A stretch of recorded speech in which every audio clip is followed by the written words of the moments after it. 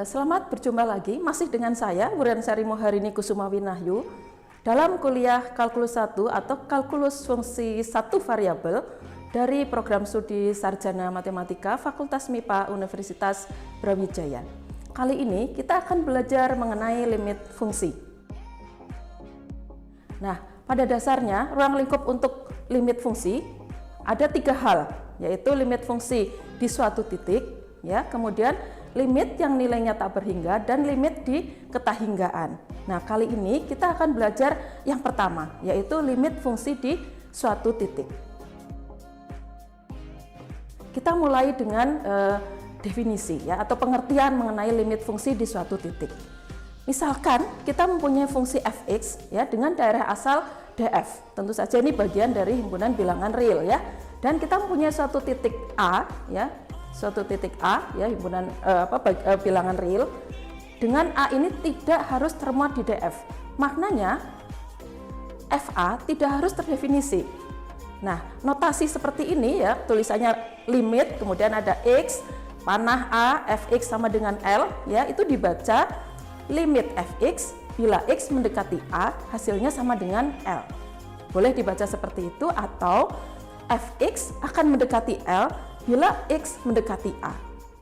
Nah, notasi itu, ya, berarti bahwa nilai Fx itu dapat dibuat sedekat mungkin dengan L bila X cukup dekat dengan A, ya, tetapi X tidak harus sama dengan A, ya. Jadi dalam definisi ini perlu diperhatikan bahwa, ya, nilai fungsi Fx di X sama dengan A, yaitu Fa, ya, tidak harus terdefinisi, ya. Tadi maknanya A tidak harus termuat di daerah asal dari F, karena dalam membahas limit kita hanya memandang nilai-nilai X di sekitar A. Jadi nilai F di A sendiri tidak penting, ya.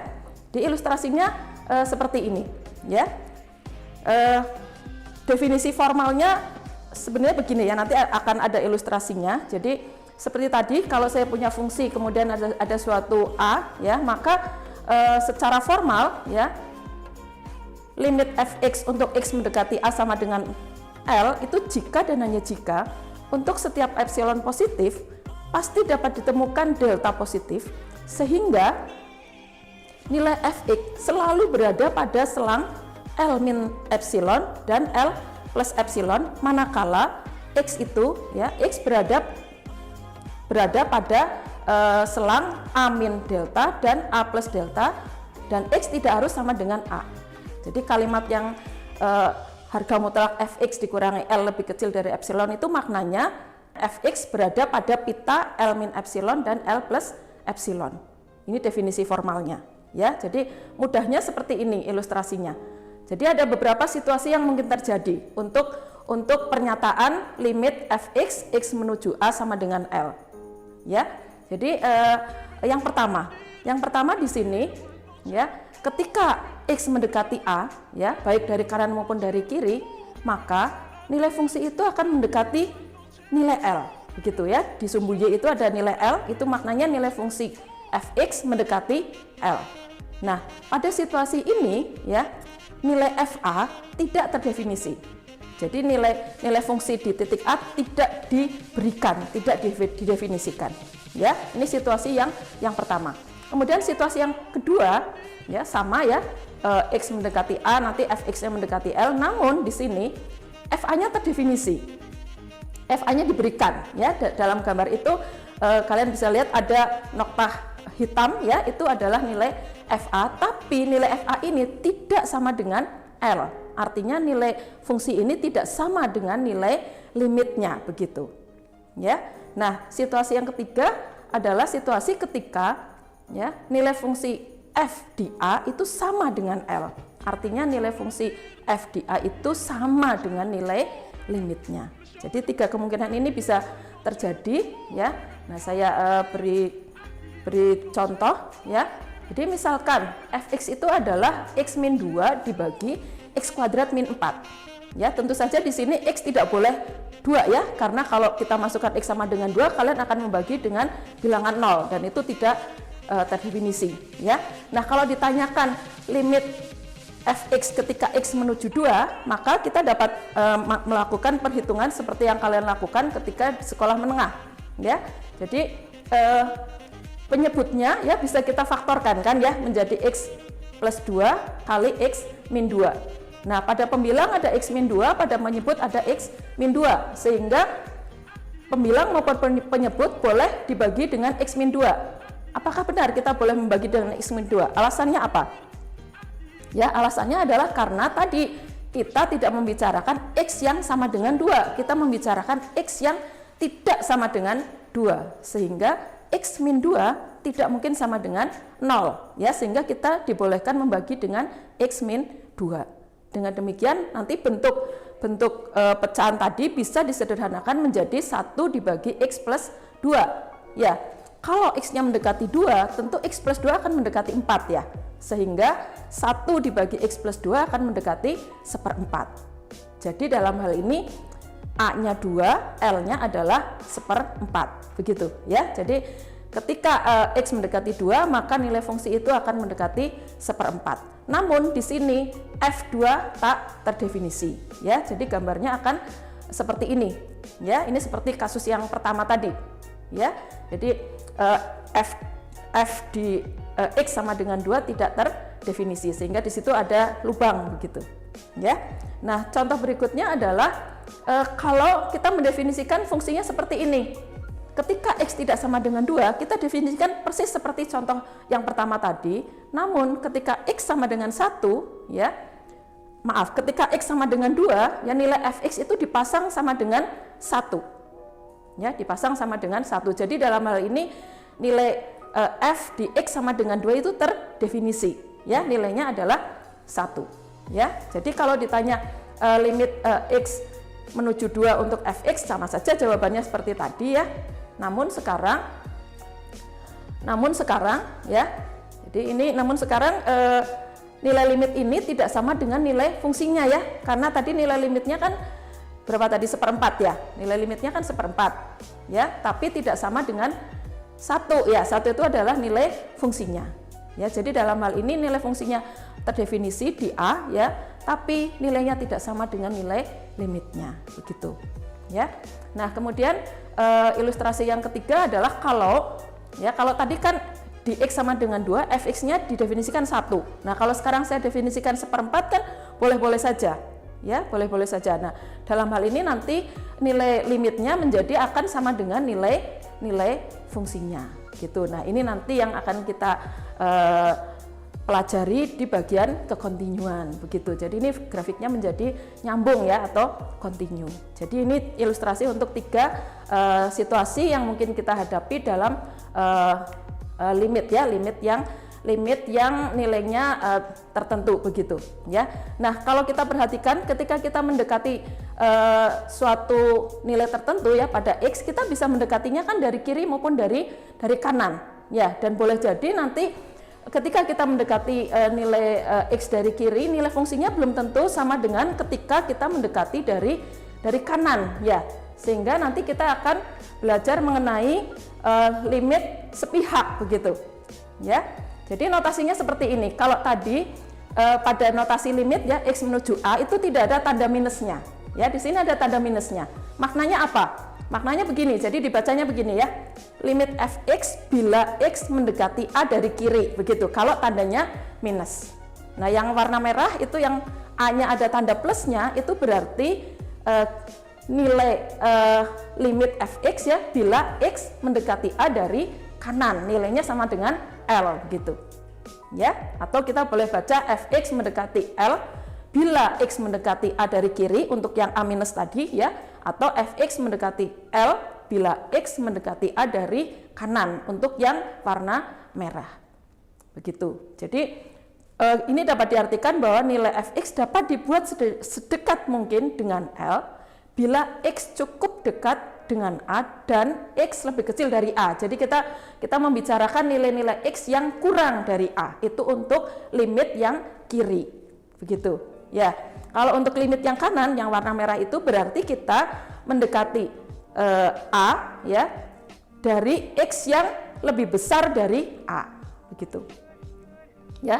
Nah, limit fx untuk x menuju a itu sama dengan L jika dan hanya jika limit kirinya sama dengan limit kanannya, gitu ya. Jadi kalau limit kiri tidak sama dengan limit kanan, nanti fungsi ini tidak memiliki nilai limit di x sama dengan a, gitu ya. Jadi saya berikan ilustrasi dengan contoh ya fungsi yang kalian sudah pelajari sebelumnya, yaitu fungsi bilangan bulat terbesar ya. Masih ingat ya dengan fungsi bilangan bulat terbesar ya. Jadi kalau kita lihat nanti grafiknya kan berupa tangga ya. Jadi kalau ditanyakan bagaimana limit fx ketika x menuju 2, maka kita coba lihat gambarnya ya. Kita coba lihat gambarnya seperti ini kan ya.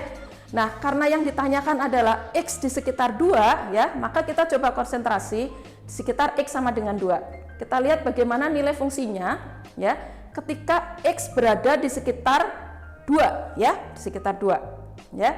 Jadi kalau dari sebelah kiri ya, dari sebelah kiri artinya apa? Kita membicarakan x yang kurang dari 2 ya.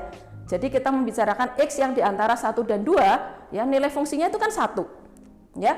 Kemudian kalau x-nya berada di antara 2 dan 3 ya, maka nilai fx-nya adalah 2 ya. Sehingga limit fx dari kiri nilainya adalah 1 ya, karena kita membicarakan x yang kurang dari 2 ya, nilainya adalah 1. Sedangkan limit fx untuk x mendekati 2 dari kanan itu nilainya menjadi 2 ya, karena kita membicarakan x yang lebih besar dari 2 gitu. Nah, akibatnya apa? Karena limit kiri tidak sama dengan limit kanan, ya, maka nilai limit fungsi itu di x sama dengan 2 menjadi tidak ada, ya kan? Ya, jadi di sini lingkungan sekitar x sama dengan 2 itu tidak kompak ya, bisa dibilang seperti itu, ya. Yang dari kiri mendekati 1, yang dari kanan mendekati 2, sehingga nilai limitnya dikatakan tidak ada, gitu, ya. Nah, jadi kita belajar bahwa nilai limit itu ternyata tidak selalu eksis ya, tidak selalu ada.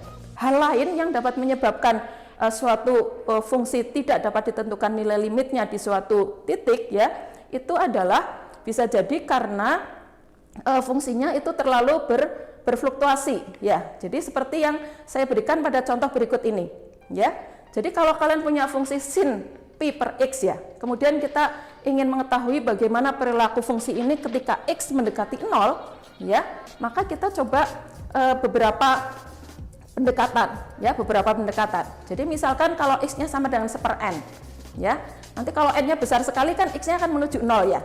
Ya, atau kalau x-nya sama dengan 2/4n plus 1 ya, kalau n-nya membesar ini juga akan menuju 0 kan ya. Jadi yang ketiga nanti kalau x-nya sama dengan 2 dibagi 4n plus 3. Dengan ketiga pendekatan ini semuanya akan mendekati 0 kan x-nya. Ya, namun pada pendekatan yang pertama kita akan peroleh bahwa pi per x nanti menjadi np ya. Sehingga sin pi per x nanti menjadi sin np, hasilnya itu 0.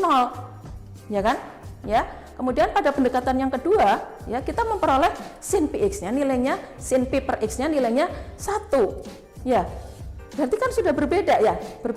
Kemudian ketika x sama dengan 2 dibagi 4n plus 3, ya nanti sin pi per x-nya atau nilai fungsinya itu menjadi min 1. Ya. Sehingga kalau n-nya itu kita perbesar terus, maka x makin dekat dengan 0, tetapi nilai fungsinya itu akan berubah semakin cepat di antara nilai min 1, 0, dan 1 begitu. Sehingga kita tidak dapat memperkirakan ini nanti ketika sangat dekat dengan 0 ya, dia itu akan menuju kemana?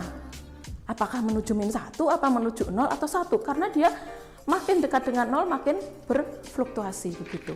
Nah, dalam hal ini kita juga tidak berhasil untuk menentukan nilai limit fungsi ya, karena kalau ilustrasinya seperti ini ya, kita lihat semakin dekat dengan 0 fungsinya itu semakin berfluktuasi gitu ya. Jadi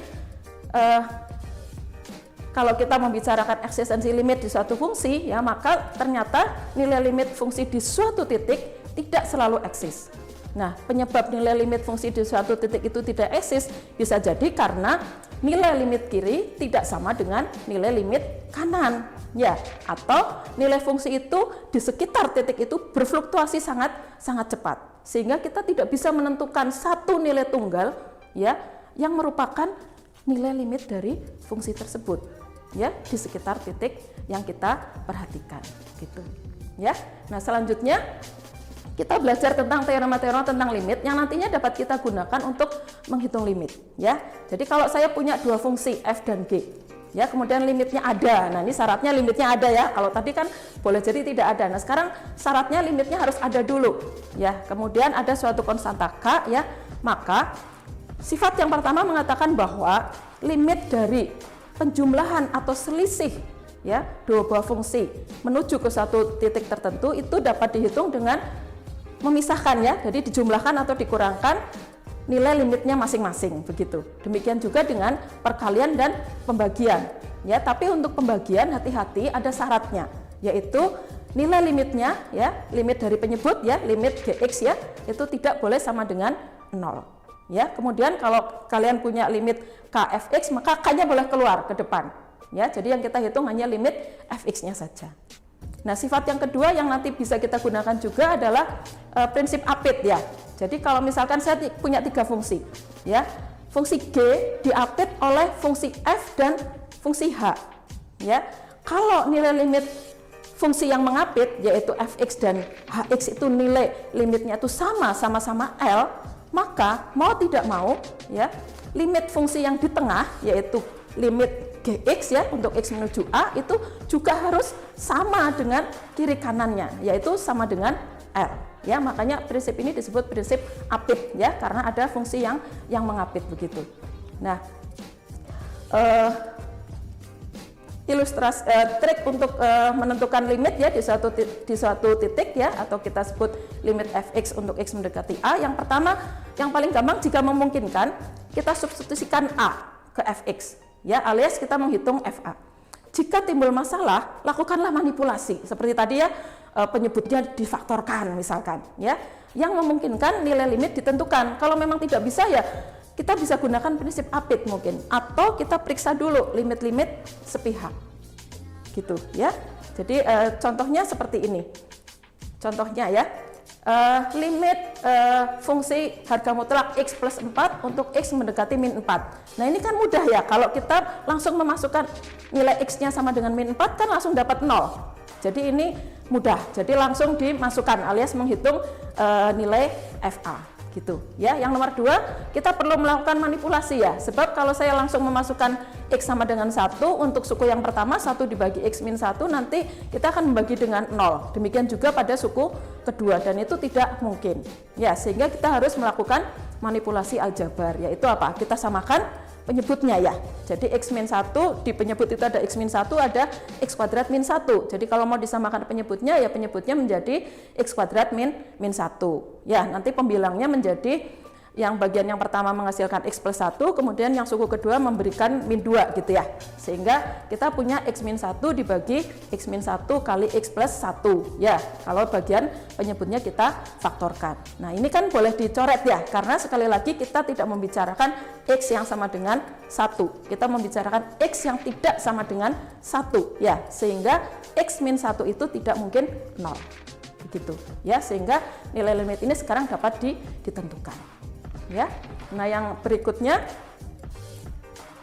ini ilustrasi untuk prinsip apit ya. Jadi kalau kita diberi fungsi x kuadrat sin pi per x, kemudian kita diminta menghitung nilai limit untuk x mendekati 0 ya, maka kita gunakan prinsip apit di sini. Caranya bagaimana? Ya, caranya kita percaya ya bahwa sin pi per x ya, kita tahu ya bahwa sin berapapun ya selalu nilainya di antara min 1 dan 1 ya. Sehingga kalau ketiga ruas persamaan ini kita kalikan dengan x kuadrat ya, maka kita punya persamaan minus x kuadrat lebih kecil sama dengan nilai fungsi tadi ya, x kuadrat sin pi per x yang akan kita cari ini ya. Kemudian pasti ruas kanannya nanti menjadi x kuadrat. Kemudian kalau ketiga ruas kita ambil nilai limitnya untuk x menuju 0 ya, maka kita punya seperti itu ya. Jadi untuk yang sebelah kiri yang limit x menuju 0 untuk min x kuadrat nilainya 0, yang sebelah kanan juga nilainya 0. Nah, berarti kan yang di tengah diapit ya, diapit oleh dua buah nilai 0. Jadi mau nggak mau yang di tengah itu, yang terjepit itu, yang terapit itu juga nilai limitnya menjadi 0 begitu. Jadi ini cara menentukan limit dengan memanfaatkan prinsip APIT. Nah, cara ini membutuhkan kreativitas tentunya ya untuk melihat oh ini sin pi per x ini di antara min 1 dan 1 begitu. Kemudian nanti semua ruas kita kalikan dengan x kuadrat.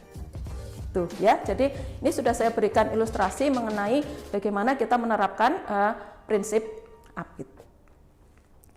Nah, jadi kesimpulannya ya, yang pertama limit fungsi ya, limit fungsi fx di suatu titik itu mempelajari sifat nilai fungsi ketika x mendekati suatu nilai tertentu ya. Jadi kita melihat bagaimana perilaku fungsi itu ketika x mendekati nilai tertentu. Nah, kita tadi juga sudah belajar bahwa limit fungsi di suatu titik itu tidak selalu eksis, tidak selalu ada ya. Dan tadi teknik menentukan nilai limit di suatu titik adalah kita bisa menghitung FA atau kita substitusikan nilai X sama dengan A ke Fx, atau kita melakukan manipulasi aljabar, atau kita cek limit-limit sepihaknya. Jangan-jangan limit kiri tidak sama dengan limit kanan ya. Kalau limit kiri tidak sama dengan limit kanan, kita bisa langsung klaim bahwa limitnya tidak ada. Ya, yang terakhir tadi kita sudah melihat bagaimana cara menggunakan prinsip APIT. Ya, jadi saya kira itu yang dapat saya sampaikan kali ini ya. Kita telah belajar mengenai limit fungsi di suatu titik. Nanti kita lanjutkan dengan limit yang lain. Ya, terima kasih ya untuk telah menyimak video saya. Sampai jumpa di lain kesempatan.